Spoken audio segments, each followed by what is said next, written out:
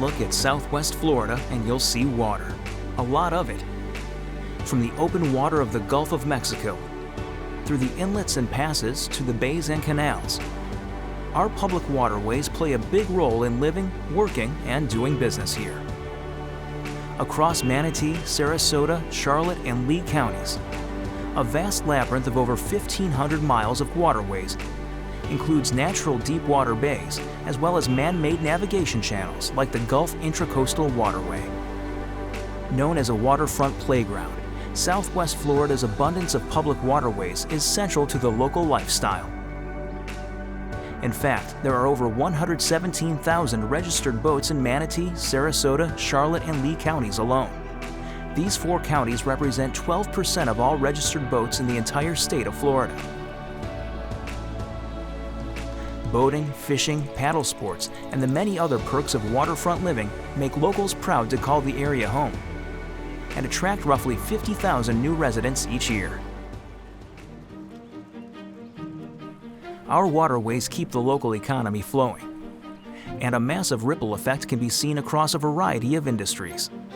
Marinas, boat sales and service, watercraft rentals, restaurants, hotels, tourism, eco-adventures, recreational and commercial fishing, shipping, and beyond. In total, public waterways generate an estimated 79,000 jobs and $6.1 billion in value-added economic impact across the region. That's why it's crucial to maintain our coastal infrastructure. From dredging channels and removing hazardous debris, to maintaining navigational markers, boat ramps, waterfront parks, and piers, county and local governments work to maintain navigability of public waterways and to provide and enhance public access to our waterways. It's a big job, and the counties can't always do it alone. So, where does help come from? Meet the West Coast Inland Navigation District. This multi-county special taxing body covers Manatee, Sarasota, Charlotte, and Lee counties, and has a long history of serving the needs of local waterways.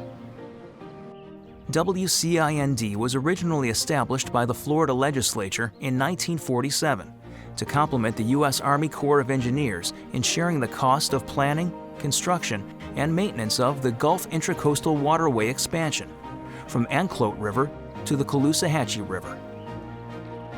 In the many decades since, the district's responsibilities have expanded to include assisting member counties with projects that promote safe navigation and the enjoyment of water-based activities, as well as programs to encourage boating safety and environmental stewardship. Serving over 1.8 million residents, WCIND's mission is to preserve and enhance the commercial, recreational, and ecological values of waterways within the counties it serves. It does this by not only funding projects, but also providing pivotal leadership, interagency coordination, and collaboration, often increasing efficiency by addressing complex issues on a regional scale rather than the individual county level. As a special taxing body, WCIND is funded by a relatively small property tax assessment within its member counties, and also works to secure federal and state funding. The district is governed by a board of elected county commissioners representing Manatee, Sarasota, Charlotte, and Lee counties, who provide leadership on district priorities. It also cooperates with the Army Corps of Engineers, the U.S. Coast Guard, and the counties to prioritize tasks. WCIND established the Waterway Development Program, which helps counties fund projects that address issues associated with their public waterways. The program provides financial assistance for county projects related to navigability, recreational boater access, boater safety, and the marine environment. Let's take a closer look at some of these types of projects.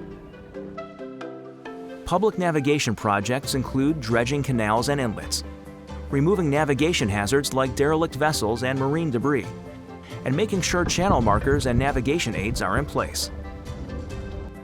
An issue that affects all 4 district counties is derelict and abandoned vessels. These boats create serious navigation hazards and threaten mangroves, seagrasses, and wildlife, as they can leak oil and fuel and impact submerged vegetation. Any vessel declared legally derelict or abandoned after investigation by local law enforcement or the Florida Fish and Wildlife Conservation Commission must be properly removed. WCIND helps counties fund the process of safely removing and disposing of these dangerous vessels. In recent years, WCIND has made addressing derelict boats a priority, removing over 100 derelict and abandoned vessels across district waterways. WCIND and its member counties continue to work hand in hand with law enforcement to remove these hazards, restore navigability, and protect the local marine environment. In Lee County's Estero Bay, 2 main Gulf inlets were experiencing shoaling in the navigation channels. Dredging was required in highly trafficked New Pass and Big Carlos Pass, where channel depth was affecting navigability. WCIND stepped in to provide critical funding and strategic leadership, helping the county combine the projects, identify efficiencies and beneficial use opportunities, and minimize environmental impact. Hydraulic dredging was used to remove 73,000 cubic yards of sand from New Pass, pumping it to nearby Lovers Key State Park to restore critically eroded beach.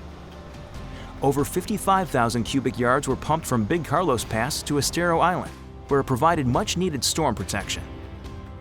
The district's approach saved taxpayers nearly $1 million while restoring traffic flow in Lee County's most active waterways. Boater recreation projects ensure boaters have access to public boat ramps, docks and piers, mooring fields, kayak launches, and other boating access facilities. They also include restoration of natural and spoil islands that serve boater recreation purposes. In Manatee County, a boat ramp facility in Bradenton Beach required a major upgrade. The Coquina North Ramp's location appealed to boaters and anglers, but its low parking capacity and outdated launch deterred traffic. WCIND funded a complete renovation project. The ramp, originally built in the 1950s, was redesigned with a more gradual slope to accommodate larger boats and remain accessible even during low tide. A second boat lane and 3 fixed docks were also added. The parking lot was resurfaced and expanded to include 28 spaces for trailers, 12 for vehicles, 2 ADA spaces, plus new stormwater controls. The renovated facility helps relieve congestion at other nearby ramps and provides easier access to Sarasota Bay and connecting waterways. The halo effect can be enjoyed by the many waterfront and boating-related businesses throughout Manatee County.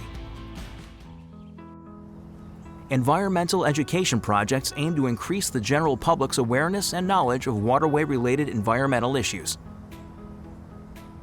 They can include anything from informational signage along waterfront walkways to special marine exhibits and educational displays. In Lee County, the J.N. Ding Darling National Wildlife Refuge is part of the largest undeveloped mangrove ecosystem in the country. The refuge attracts 1 million annual visitors who are so eager to explore the observation trail that the majority bypass the education center. Through WCIND funding, the refuge transformed a high-traffic area into an unexpected exhibit. The Learning Lavatories. An immersive corridor mural takes visitors underwater, eye-to-eye with manatees created from recycled bike tires and 3D wildlife swimming overhead.